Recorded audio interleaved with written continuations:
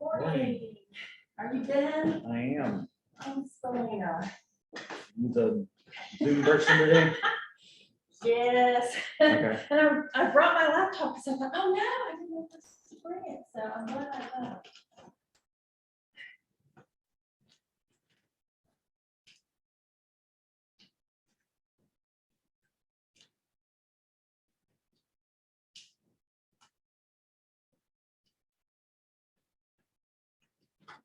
You did your job of setting limits. Is it frantic?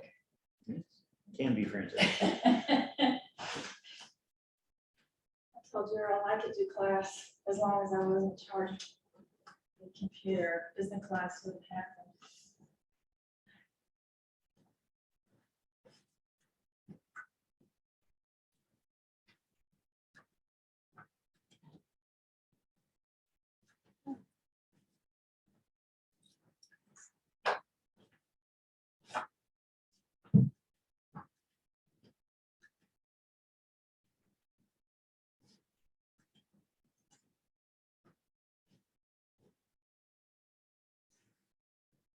I think you're all set. Okay. I'm gonna get somebody else to watch. Okay. What chat? What do I need to do? Somebody's supposed, do I have to do anything to start class? The thing you'll have to do is it'll want you to add people because they'll join. And that's the admit? Admit. Okay. Yeah. Yep. Okay, and then all I have to do is put this arrow and click. Yep. It'll show up.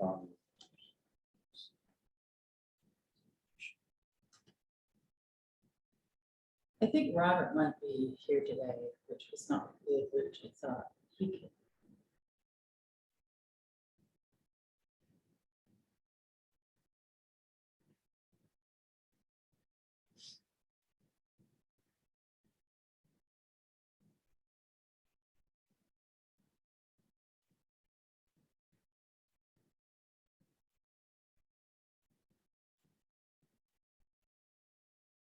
Okay, so it'll show up and just click admit.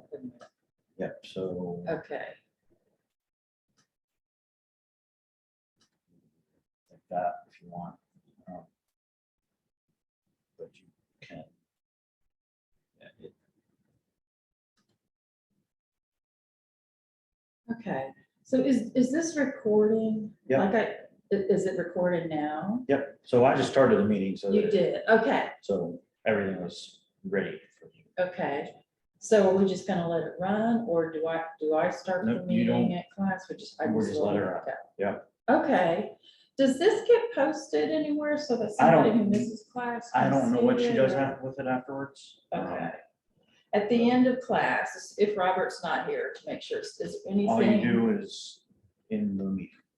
And, oh, okay, that's all. And the equipment can stay here. Yep.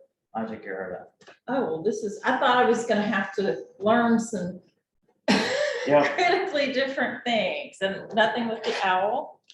Nothing with the owl. That's all set. Here we go. Does it make a difference where I stand? So if, for whatever bizarre reason, I came over here or over here, is everybody on? It takes a minute for it to track it. It's, Okay, so it picks up. So it's like with me, I'm talking. So if you're over there and you start talking, it takes a minute for it to switch over. will I notice that on there? You'll only notice it on the screen. Because by listening, if you're. No, but like, look at the screen. See, if you start talking over there. Okay, I'm talking over here, and so, Just let the owl do its moving. okay, so the owl, okay. Yeah, Oh, so you- I see. So if you stand it over here, So you it's know. a camera as well as a speaker. Correct, and a How to mic. process that. Yep. Okay, all right. All right, it's just in my head, I have to get used to that. Yep. Thank Yep. you so much, I Sure. appreciate it.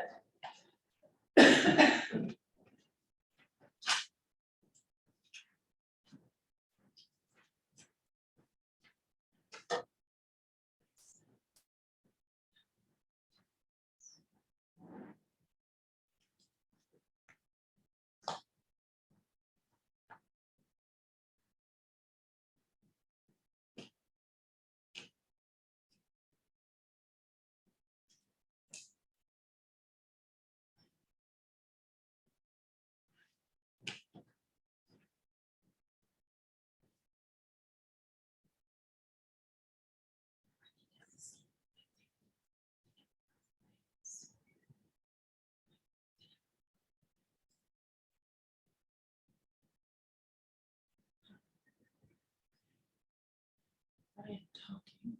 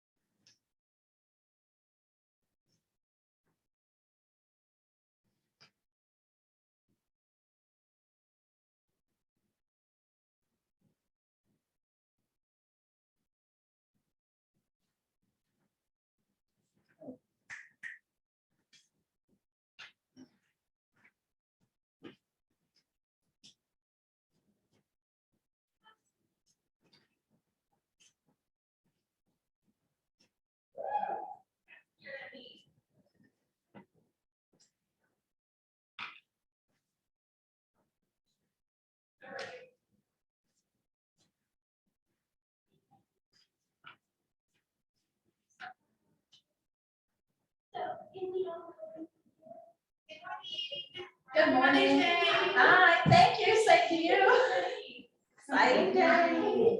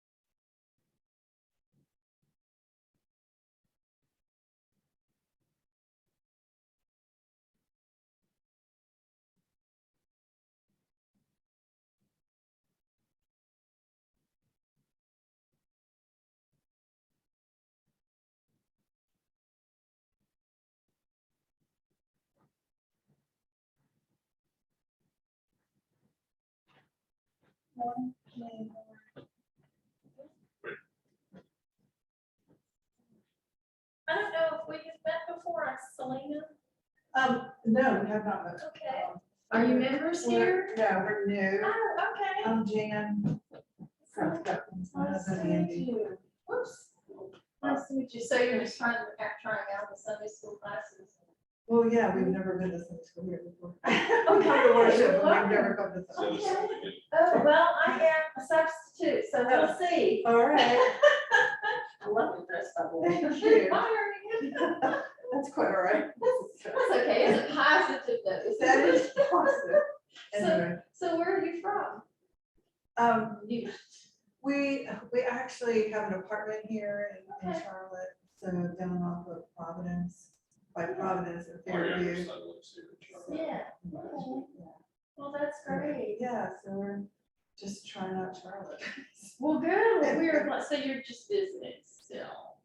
We haven't quite decided if we're Okay. going to be here all the time or not, so, You would be in very good company. yeah.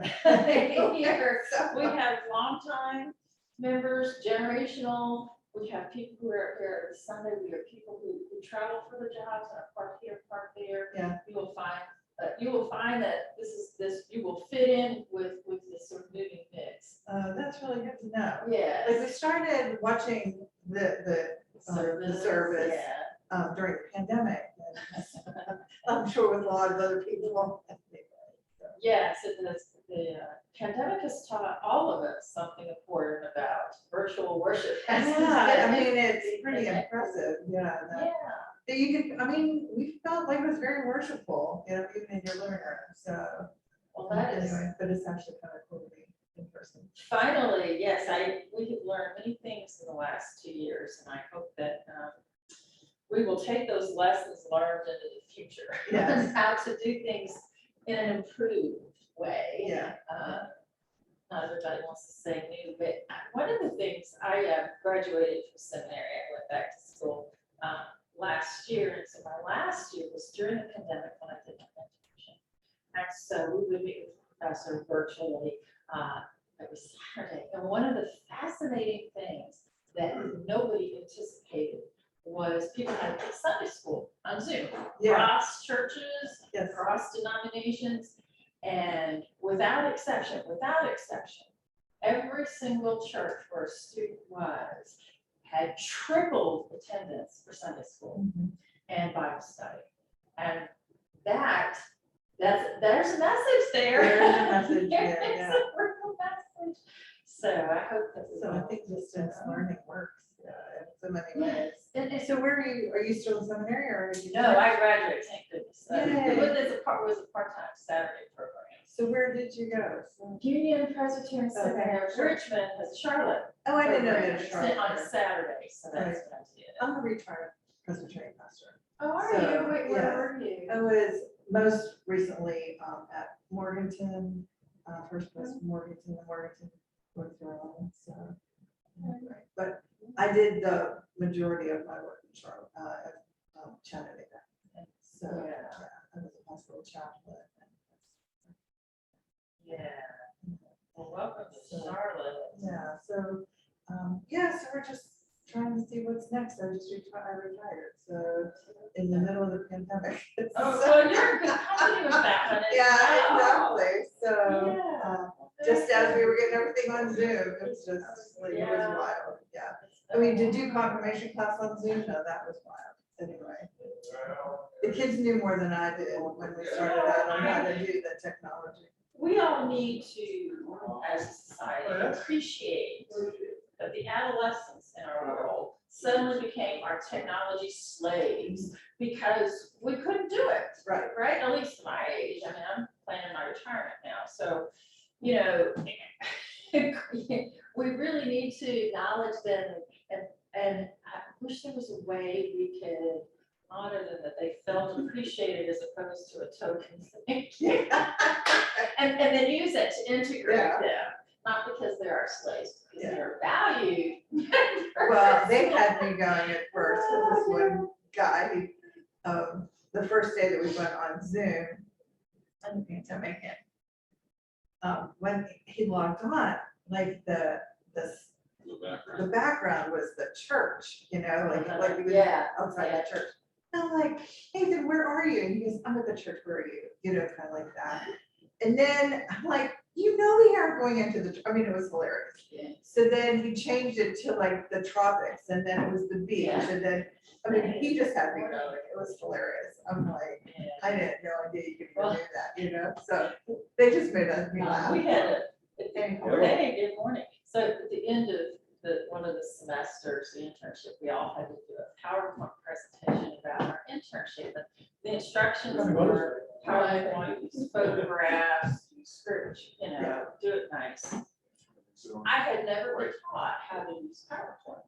Never. Oh, wow. And I really started doing it. I spent hours on conference calls with my daughter and my son. With them trying to show me. I got it together, but it is the most basic. Well, I just wait for Karen to send me a message. Simple. I had something. And a woman, I remember a second Otherwise, presentation, this I gotta little 24.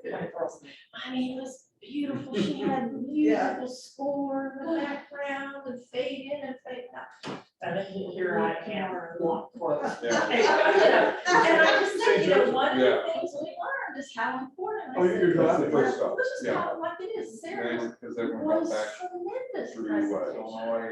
And then you get to meet it. Freedom's graduation. I spent hours and hours and hours. That's right. He's just where they go. But what a great Plan. picture in there is the hoodie, it just. So different colors they have, they signify difference.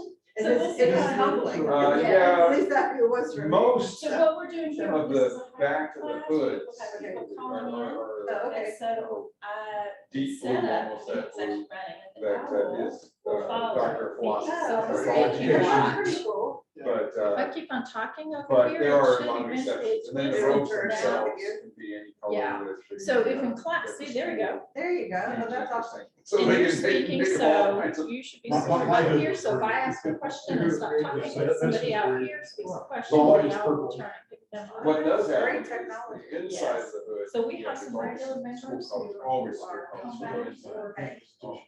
Whatever will be. Oh, that's awesome. Which shows a little bit. Yeah, Yeah, I've got one. Thank you. It's nice Yeah, to meet it's, you. yeah, it's orange stripes in it. Long-term members. Yeah, got a lot. Is there orange from Texas? Yeah. Car orange? And then David graduates in Illinois, Wisconsin.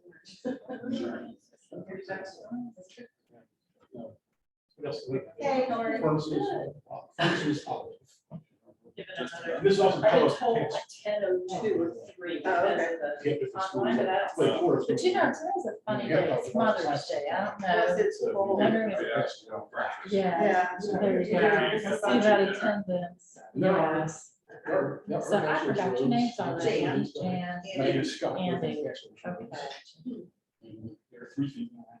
They're not bachelor's, hoods, yeah. Oh, I've never seen Bachelor's those. hood is 3 feet long, a master's hood is 3.5 feet long, and a doctoral hood is 4 feet long. If you wanted to, People entered the waiting second room. over. But, Okay, Barbara, do you understand this technology? It says I have 2 people in the waiting room, but I don't see the place popped up to admit them. Well, I use it in my classroom, but I thought there would be a blue pop-up. yeah. view, looks like this quick that view. Hit the click view, and then you click admit all. And then, yeah. So yeah, that's all it's Okay. usually looking at. I would say. So, I will confess right at the beginning that this is not something I do well. So would you all pay attention when messaging comes up or someone needs to be admitted?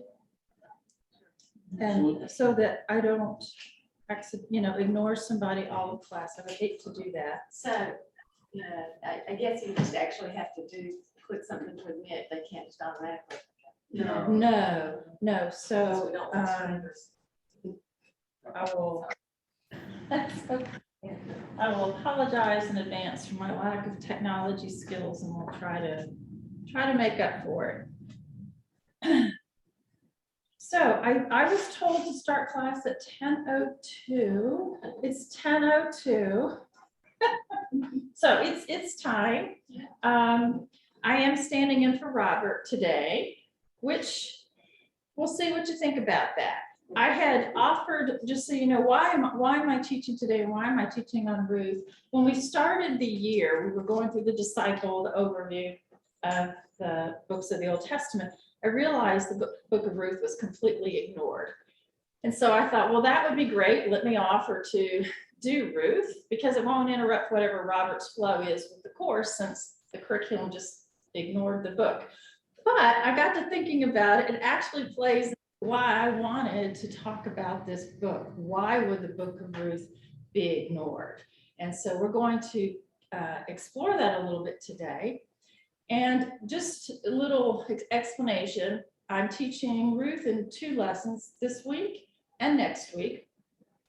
And this week is more sort of an introduction to the book. We're going to do what I think is kind of fun with the text and the language and set us up for next week where we're going to get into the real meat of why the book of Ruth has importance, not for history, but for us today. Before we begin, I just wanted to check and see if anybody has any prayer requests, anything the group would like to bring to anybody else's attention. Whoops, I touched something. Hold on. We are quiet. I have things popping. Oh, I have these notifications. I'm sorry. Okay, I did not disconnect anybody. All right, I did notice, today is Mother's Day and that in our bulletin, we have 2 different families who recently had a mother deceased. Ruth Nicholson's mother, and I don't know how to pronounce her name, Amin Edwards. And then Hank Ralston and the death of his mother, Helen Ralston. So these were very recent.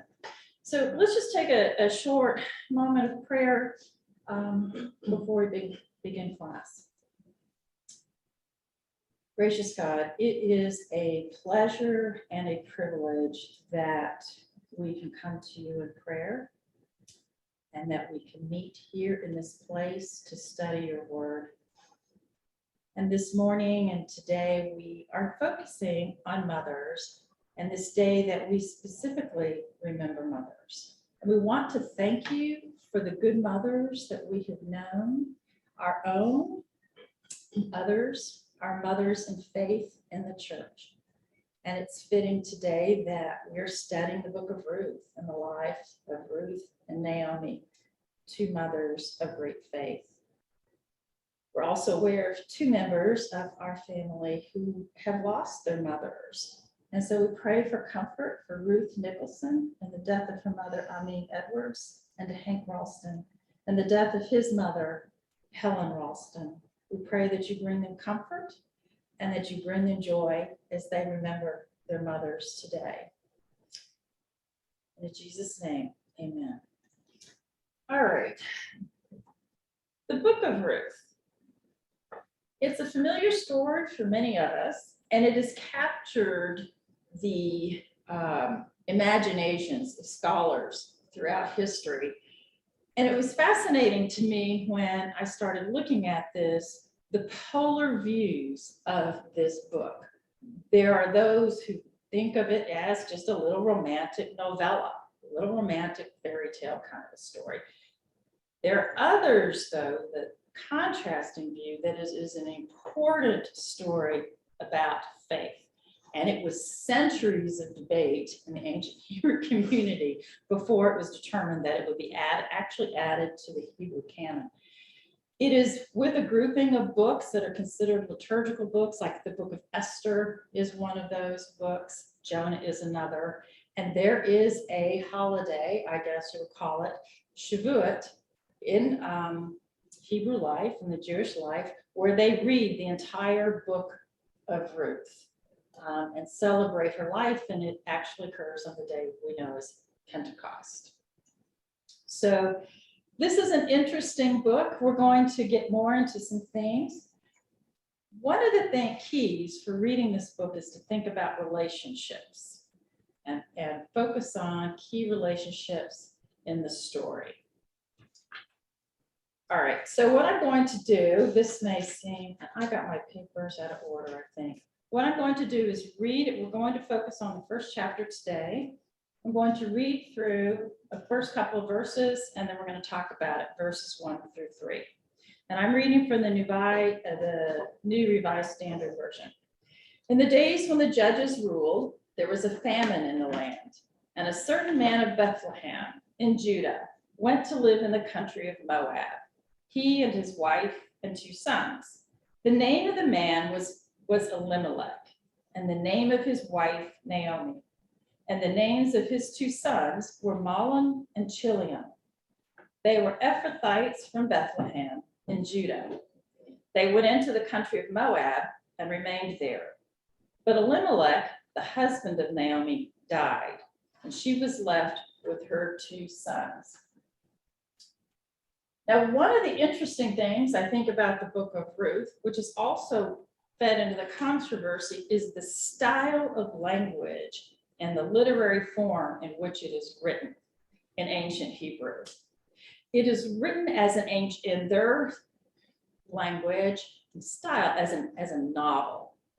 And the way it begins is the way we would begin a fairy tale, once upon a time. So if I start off saying to you, once upon a time in a land far away, your brain would immediately click, this is a fairy tale, right?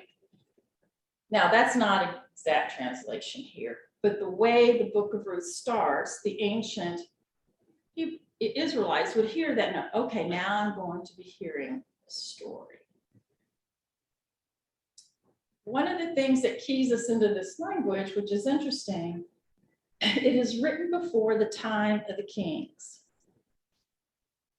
And the book of Judges is right before the book of Ruth. Ruth is sandwiched between the book of Judges and 1 Samuel. 1 Samuel is when King David, the first of the kings, appears. This is really important because the way the end of the book of Judges ends in chapter 25, verse 21, verse 25 is, in those days, there was no king in Israel. All the people did what was right in their own eyes. And we go straight from that to the book of Ruth. And this is really significant. If you remember, the Israelites have gone into the promised land. God directed them to rid the land of all the pagan peoples. You are to conquer and take it. And they disobeyed God.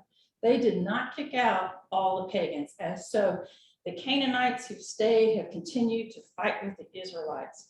And we go through the book of Judges and we see battles, bloody battles, and kidnappings. And we see women being kidnapped individually by groups. And we have terrible stories of rape and gang rapes. This is important. So when he starts off the book of Ruth, in the time before there were kings, this brings the Israelites back to, this was a time of lawlessness and danger, social disorder, and fear, especially for women. That's the setup here for the story in the book of Ruth. The other thing we have to keep in mind, and I have to remind myself, we like to think of the nuclear family, mother, father, children, as being the unit of our society. In ancient times, it was the household, but the household wasn't just parents and children, and it wasn't just grandparents or great-grandparents and children and grandchildren. It was also servants who worked for you, laborers who worked for you, and possibly slaves. And throughout the Old Testament, we have people who have slaves. So the landowner, more often than not, was male. His household may be composed of hundreds of people if he is a huge landowner. So it's important to remember that that is the social structure when we read through this story. Another important thing with the story is the names, the meaning of the names, because that tells you something different. We hear something different. So Bethlehem, does anybody know what the word Bethlehem means? What does it mean? House of bread. House of bread. So the story is taking place in the house of bread where there is a famine. So there, a little bit of a contrast there. Moab. The land of Moab are the descendants of Lot through his daughter. And Moab means from the father, literally, or perversion or incest.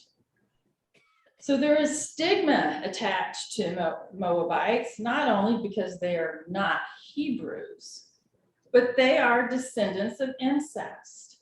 And so they were thought of being perverts, coming from the word perversion. And throughout Hebrew literature, Moab will be referred to as the land of paganism, will also be referred to as the land of perversion.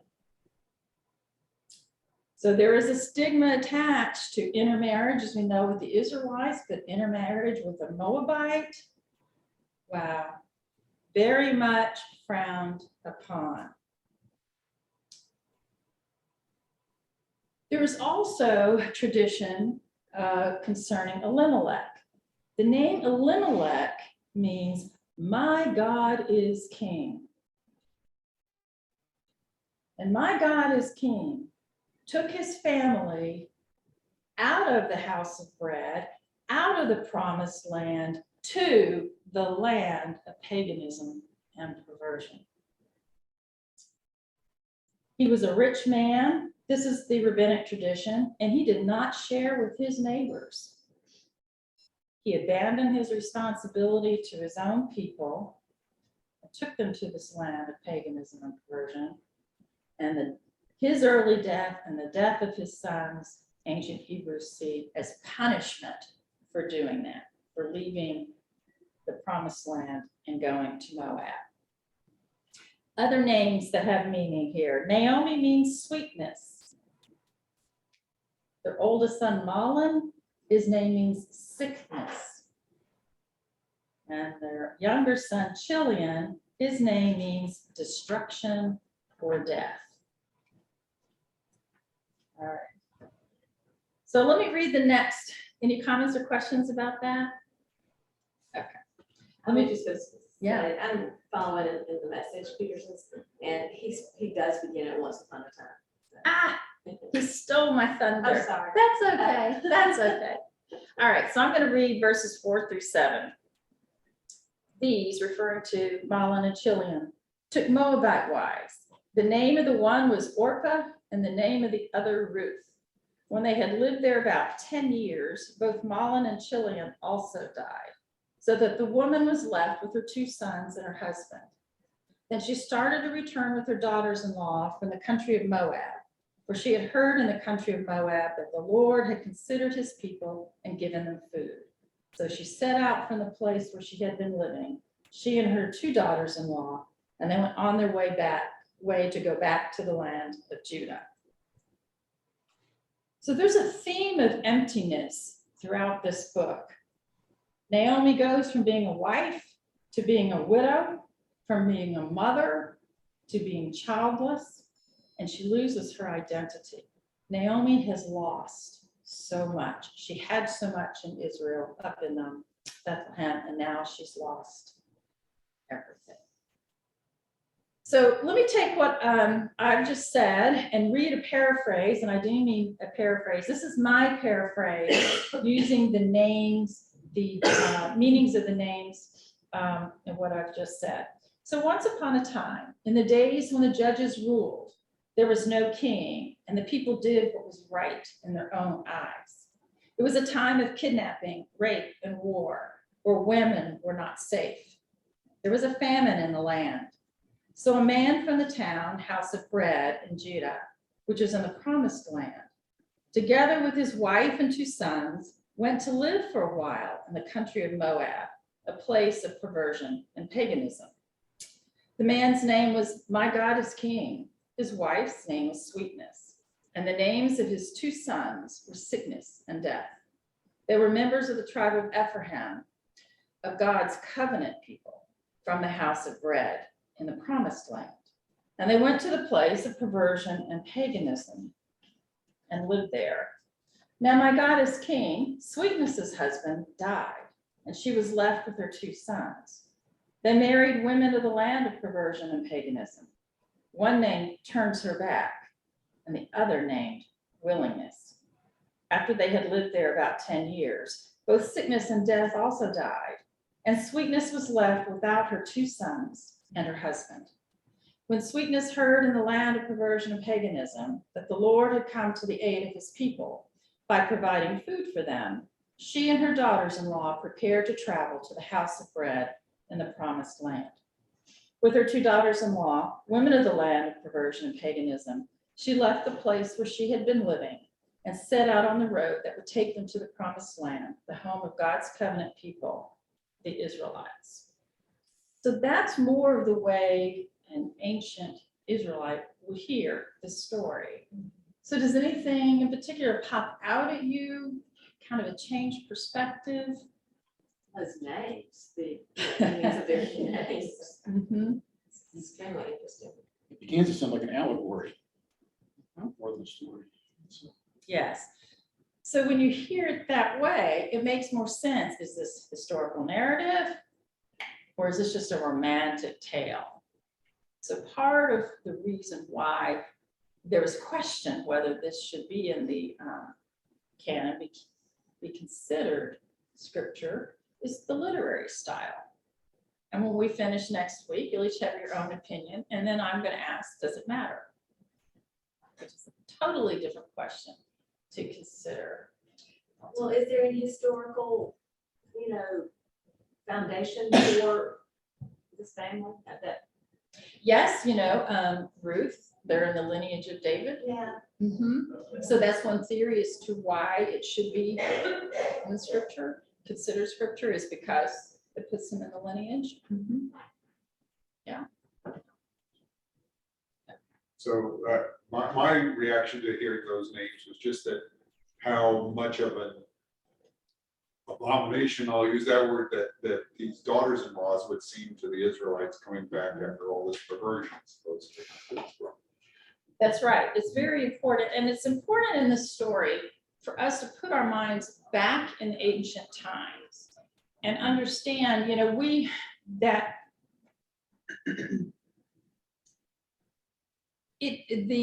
who they are was, their identity was family oriented, and our language and our vocabulary is not equivalent to the way they look. We tend to think of it racism or in terms of nationalism, and they're really not the same thing, because the Israelites saw themselves, their race, their nationalisms, they were God's people. They were God's chosen people and had nothing to do with skin color. I mean, you might be able to easily tell somebody did not belong within your tribe, right? But it was a religious identity. And the Moabites were pagans, but then had this other piece that to the Israelite mind, it didn't matter how many generations between now and when Lot lived, it didn't matter. That stigma carried through into who they were today. So that's really important for us to understand in reading this story, because we need to think about what Ruth is doing. So Naomi had immigrated to Moab and lived there. And now Ruth is saying, we're going to go to in just a minute, is saying she will go with Naomi when Naomi returns to her people. And that's really significant for understanding the story. Any other comments? Okay. All right. I'm going to read the next several verses in the text. But Naomi said to her 2 daughters-in-law, "Go back, each of you, to your mother's house. May the Lord deal kindly with you, as you have dealt with the dead and with me. The Lord grant that you may find security, each of you, in the house of your husband." Then she kissed them, and they wept aloud. They said to her, "No, we will return with you to your people." But Naomi said, "Turn back, my daughters. Why will you go with me? Do I still have sons in my womb that they may become your husbands? Turn back, my daughters, go your way. for I am too old to have a husband. Even if I thought there was hope for me, even if I should have a husband tonight and bear sons, would you then wait until they were grown? Would you then refrain from marrying? No, my daughters, it has been far more bitter for me than for you, because the hand of the Lord has turned against me. Then they wept aloud again. Orpah kissed her mother-in-law, but Ruth clung to her. So let's talk about the names. Orpah means turns her back. So Orpah, isn't that appropriate here? And Ruth means stuck by. Ruth means, hold it, willingness. So Ruth is willing to go. That's what her name means. Orpah means turns her back. But turning back to Bethlehem, Naomi is turning back to Israel. She's reorienting herself to Yahweh. So that's the symbolism here that Elimelech, whose name was My God is King, had turned his back on the promised land and go to the land of perversion, and he died there. Naomi says, I'm going back. And she is reorienting herself to Yahweh and leaving this land of perversion and paganism. The other significant thing, she is speaking wisdom here to Ruth. Return to your home. And she says, the home of your mother, we're going to leave that alone. But go back to your people, basically, is what she is saying, where it will be secure. Because she knows two things. She knows that Ruth is a Moabite, right? And she's going to be taking, if Ruth goes with her, Ruth is going to a society that will shun her completely. This for Ruth is going from life and in a way to a living death, to be an Israelite. They will have nothing to do with her. So this is a wisdom literature, like you think of the Proverbs. Ruth and Naomi is saying to her, the smart thing for you to do, Ruth, is not stay with me. The smart thing for you to do is go home and live in the household of your mother, rather than coming with me where you do not have a husband, you do not have family. It is just me and I am a widow. So that is really important. What Ruth is giving up and what is Ruth is now facing by going with Naomi. What Orpah does, she follows the traditions and customs of society. She's going to go home where she has a place. Her name sticks with that. But Ruth, and the text is important. The word is stuck by or cleaved to Naomi, the same word that is used in Genesis chapter 2. No man shall leave his father and mother and cleave to his wife. That's the word here. Ruth has committed herself. She is going to stick with Naomi. And Ruth's name means willingness. So again, just emphasize that she is willing to leave it all to stay devoted to her mother-in-law. Any comments, questions? Yeah? Do we have any idea as to when the etymology of these names that you've gone through, when did that arise? Did it arise before or after this story came into circulation? In other words, maybe, rather than it being, if they arose before the story came into circulation, and it sounds more like a fairy tale. Okay, they're using all these analogies and loaded terms. Okay, but if the story was in circulation and then people later said, okay, Ruth means this and this and all these other things mean this. Okay, because of their time back to the story, then to give an etymology for these things, then all of a sudden there's more of a chance there's that this was a real story. Does that make sense? Do you have to know the answer? Okay, I that specific point I didn't see in any of my reading. I'm gonna go out on a limb and take a guess, is that those names had those meanings originally. That's why they were chosen, which is why from the beginning this story was suspect as whether it was more real or not. more. It sounds like a fairy tale because the names all have a meaning that is used here throughout. And it's not uncommon throughout the Bible, especially in the New Testament, to tell stories through allegory. Right. Any other comments, questions? Okay. Anybody who's on Zoom have a comment or question they wish to raise? I don't see anything popping up. Okay.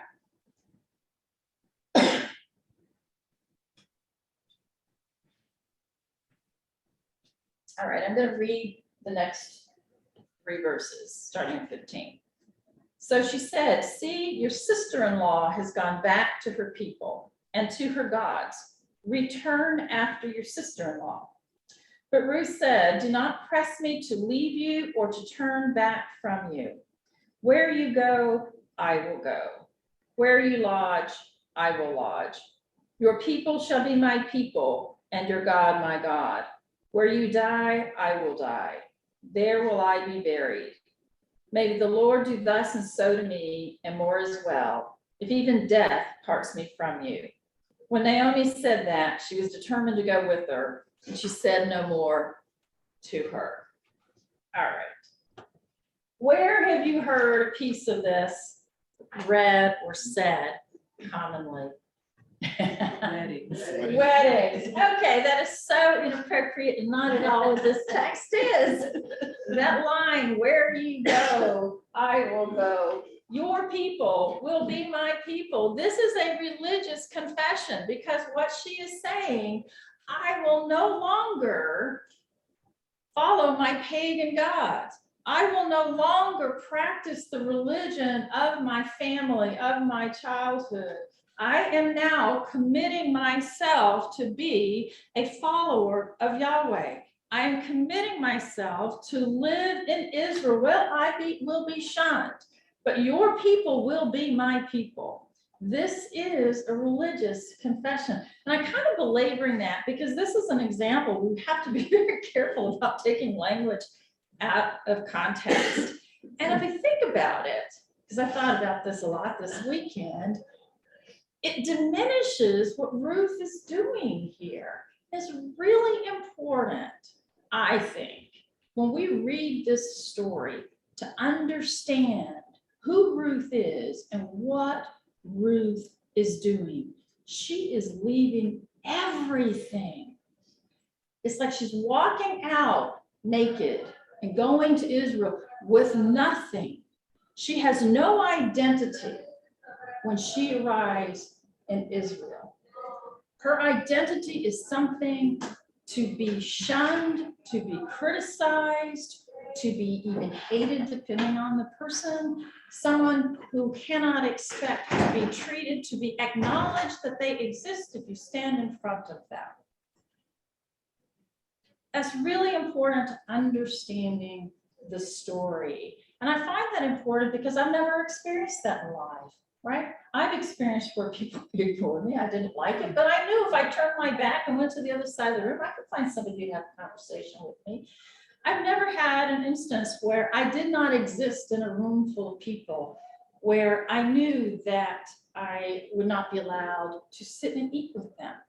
And we know later on in the stories, getting food is a major ordeal. So this is really important to understand what Ruth is actually saying here. Yeah. So I missed it. What's her mother? Why is she doing this? Why is Ruth doing this? Yeah. Because Ruth has decided to stay with Naomi and travel to Bethlehem with Naomi. For why? What Care would and her life concern. have been like if she had stayed there? I mean, would she have been, I mean, she's a widow of, I don't know. You would go back to the household of your father. The text says your mother. Maybe her father had died and that's what Naomi was referring to. We don't know, but she would have gone back to her family home. Yeah. And I also should point out where Ruth, Naomi says, I can't have no further sons to marry.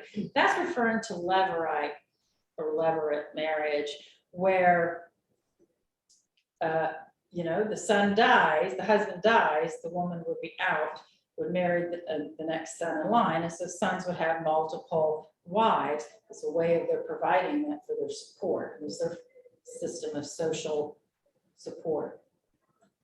So Ruth is giving up everything. She's giving up her own family, which is giving up her own security, her source of food and clothing, and she is going with Naomi to a place where she will not exist in the eyes of those people. And she's saying the significant thing here is, and it starts off, your God will be my God, even though God's people will shun me. That's kind of what that's in the background. So this is a confession of faith. And that's why she's saying she's doing this.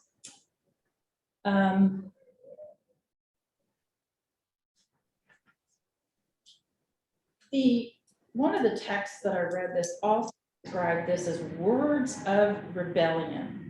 I thought that was a really interesting way of describing what Ruth is doing here. And it's something for me to ponder, because I don't think of Ruth as being rebellious, but if you think about it, she is a rebel for taking these actions. All right, any other comments on any of that? I read an article that focused on the virtue of obedience and the virtue of disobedience, which yields to the primacy of love. And it concluded that disobedience may be a higher ethical quality as long as it is motivated by goodwill that can see beyond the request to obey. And I see that applicable here with Ruth. Mm-hmm. Very good comment. Civil disobedience and all that. Yeah. I could see that you could consider that a rebellion in that she dared to see a life in a different way than was prescripted for her in her society. And I think it was very unlikely during that era that two women would forge out together on their own. That just was not done. That's a good point. Anybody else? Any other comments about rebellion? Was there something that we saw with Yahweh that she did not see with the gods of Moab? Did you hear that on online? It was that Ruth saw something in Yahweh that she had not experienced in the pagan religions. So you assume that Naomi continued to the practice of worshiping Yahweh instead of all lives did. Yeah, so there's assumption that that Naomi has continued to be faithful while they lived in Moab. And that would be what Ruth saw and experienced with Naomi. So that led to Ruth claiming allegiance to Yahweh. Yes. So she saw the lights? I'm sorry? So she saw the lights? And stuff? Yes, yes. Yeah, and then the divine Intervention. Yeah. She must have been a great mother-in-law. That's what I'm saying. So, you know, being good Presbyterians, it does speak to God's sovereignty that he saw fit that this pagan from this foreign land would come and end up being the grandmother of the greatest king. Mm-hmm. That's a very good point. Yes, yes. Any other comments? At this point, all right. Going to read the last couple verses of the chapter. So the two of them went on until they came to Bethlehem. When they came to Bethlehem, the whole town was stirred because of them. And the women said, "Is this Naomi?" And she said to them, "Call me no longer Naomi, call me Mara, for the Almighty has dealt bitterly with me. I went away full, but the Lord has brought me back empty. Why call me Naomi when the Lord has dealt harshly with me, and the Almighty has brought calamity on me?" So Naomi means sweetness, and Mara is bitterness. So you can read the text. Sweetness changed her name to bitterness because she has lost everything.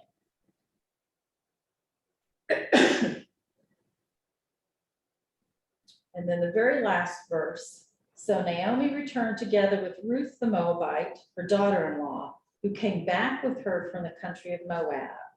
And they came to Bethlehem at the beginning of the barley harvest. So this chapter ends with hope because we're ending with two things. We're ending with Ruth dedicating herself, committing herself to leave and go with Naomi. And it's the beginning of the barley harvest, which is a sign of life. Because remember, when they left Israel 10 years or so before, it was famine in the house of bread. But now it is harvest time. So there's hope in the future. And so this chapter comes full circle.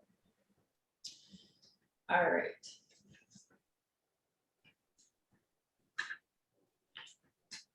So when we think about this, think about the names and who the characters are in the story and the relationship. So can you think of some themes or some lessons or issues that already see in this story?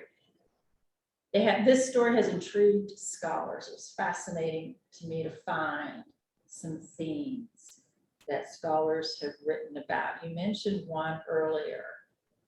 It's the mother-in-law, daughter-in-law relation. There are reams of articles and scholars have studied this book about the relationships of mothers-in-law and daughters-in-law.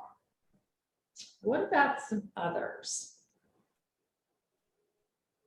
What about following? What about picking up everything and leaving and just following when you don't know what it means? Yes, that would be a great trust. Think of some other issues, maybe social issues.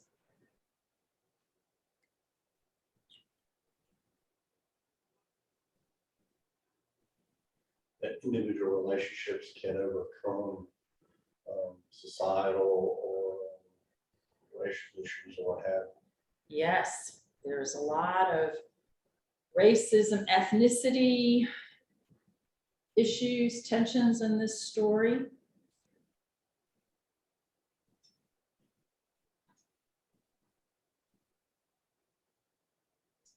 You know, I guess carrying on through that whole idea of relationship being tantamount to race or creed or Racial tension, a lot of racism. How about, I'll give you a hint, travel. They're traveling. the journey. Better to travel in numbers than by yourself. Traveling in numbers, how you treat the traveler on the road, the stranger. And in the New Testament, we're familiar with some parables and treatment of strangers, treatment of people of different ethnic, religious groups. All right, let me toss some out that I've discovered. Scholars have written articles where they feel that this story really zeroes in. Some of this will surprise you, some of it will not. Relationships, so it's mother-in-law, daughter-in-law that always leaps to mind, but the head of the household and those who are not.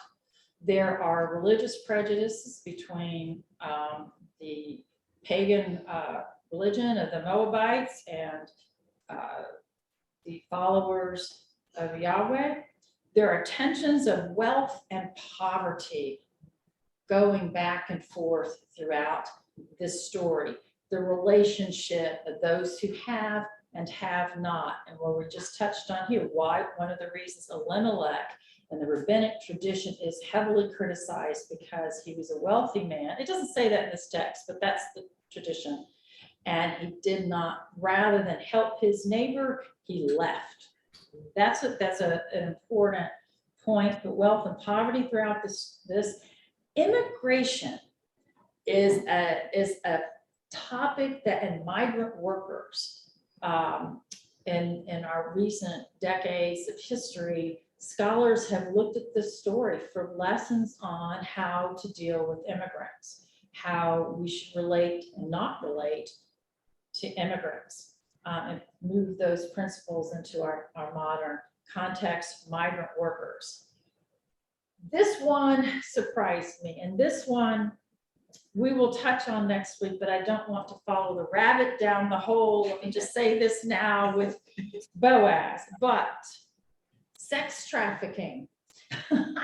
Naomi gets accused of being sex trafficking in one or two articles that I found with her encouragement of Ruth with what she did with Boaz to get Boaz's attention. And I will just toss that out. I think the reason I just wanted to go through this list, this story, this book has captured people's imagination throughout history because it's so relatable. Now, some of this is not, some of it is, or we think about it. And I think we need to, when we read the story, I found it fun to look at these names and read the paraphrase with the names and consider this. But there's so much to learn about this and to think about what this might mean for our lives, because we certainly have immigration issues in our world today. We certainly have racism issues. We know there's religious intolerance.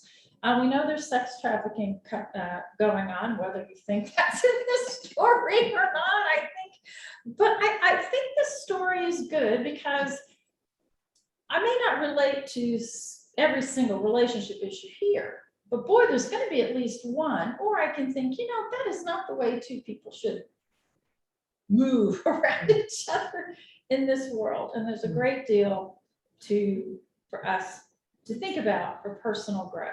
Yeah. Also allude to it, so you travel for hope. You immigrate for hope, and things can't get, things aren't going to be better here. Let's try someplace else as a motivation for people Yes. traveling from from east to west. It's always hope things are going to be better. That's a motivation here, that things are getting better. And that's mentioned the fields of barley. It's there. Right? Yes, excellent comment. I was in thinking of themes, I'm struck by the name willing.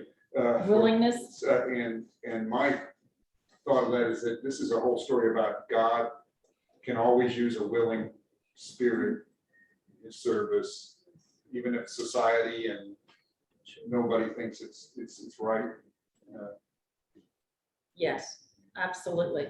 So what we're going to talk about next week, read the next this book is only 4 chapters, and the next 3 chapters is only about 3 pages once you take out the footnotes. Read it for next week. Think about, and we'll have more substantive conversation next week about where is God in this story? Where is Yahweh and the relationship with Yahweh? Because that is why this book was eventually accepted, is for that greater part of the story. I really would rather not go down the rabbit hole, and it is a rabbit hole about her lying at Boaz's feet and covering his feet and what it means, and blah, blah, blah, blah, blah. The reality is we can come up with lots of theories. We don't really know, and that's not the important part of the story. As fascinating as it might be, I really, let's all strive to avoid that. We'll have a chuckle and then we'll move on, and I can't explain it. Nobody else can. But I thought I just want to mention that and think about where God is in this story, because that's really what is significant. And I wanted to suggest to the group, I took Frances Taylor Gannett on a course on women in the Bible, and we studied Ruth, and this is an exercise she gave us. And I thought this might be a fun assignment to toss out to anybody who would find this interesting. She said, pick a character, one of the main characters in this book, and write them a letter about an experience that you have that's similar to theirs, or an issue or a problem you've had in your life that is similar to Ruth, and then write a letter to a character about it. And it was fascinating to do that. So I wrote, as our assignment, I wrote a letter to Ruth as Ruth's friend who hadn't seen her in a long time about her relationship with her mother-in-law. And it was fascinating. Once I got in there, I thought, oh, I didn't know I thought that. Oh my goodness, I need to deal with my feelings. We'll just leave it there. I am good company in this room. We all have different feelings, but there is so much in this story about relationships. Good things for us to reconsider. So let me leave that with you. I have given a handout to Gerald, which it's unclear to me if it's being posted, if it's being emailed to everybody, which gives you the paraphrase that I gave you today. So you can go back and look, and then gives a list of meanings of all those words, like Bethlehem means house of bread. I also added one I didn't go into, which is Boaz. The book that I had said that Boaz means in or by strength. It can be by his strength. It is also a name of one of the pillars of the temple, physical pillars in the temple, which I thought was kind of interesting. And so I've included it on this list here so that you can go back and in your own mind, when you're reading through the text, you can substitute the names, the meaning of the names. Yes, Claire? So I've been thinking all during this about what you said. I know it's not directly, this story is not directly applicable to the marriage ceremony. At the same time, I'm thinking about people I know who have done these things, who have done these things and who have not done them. Now, maybe they have not been, I don't know anybody who's been totally shunned. I know there are people there. But I know people who have joined, whether it's the husband or the wife's religion, that was a part of their commitment. And I know people who have not, and what that looks like. I know people who have really worked with a spouse to create a new way of doing, and people who have stuck to their family's way of doing. So I think it is applicable, not directly. I agree with you. I think there's a lot of wisdom in it for all kinds of relationships. So that's just my opinion. I think you're right. And I think what you've just said is an example of this story. People have found so many issues, relationship issues, things they relate to and not. And, you know, anytime, any marriage, because you're bringing two families together, is a tricky business, right? Yeah. And this is why newlyweds have so much stress. But when there are other things like different backgrounds, different races, etc., it becomes more complicated. And how you bring this together faithfully is the question. And how I do may not be the way the person next to me does it. And boy, is that a challenge for all of us to be accepting of that. So, anything else anybody wants to end, or should we end on Claire's comment because we're running up on? No, let's end on Selina's comments. I don't want to. Well, thank you. I hope turn it around. You've So done I will not be, so next week, I will not be reading a chapter out loud like I just did. I felt like this lesson today, it was okay to do that. That is not my plan next week. So be forewarned, it's going to be more engagement, all of us talking about the relationship, what we learn about our relationship with God from this. What is the deeper message in this story? And then I'll ask you, does it matter whether it's fact or fiction? It will also talk about that. Okay. All right, well, thank you. Thank you to those of you who are online. Thank you.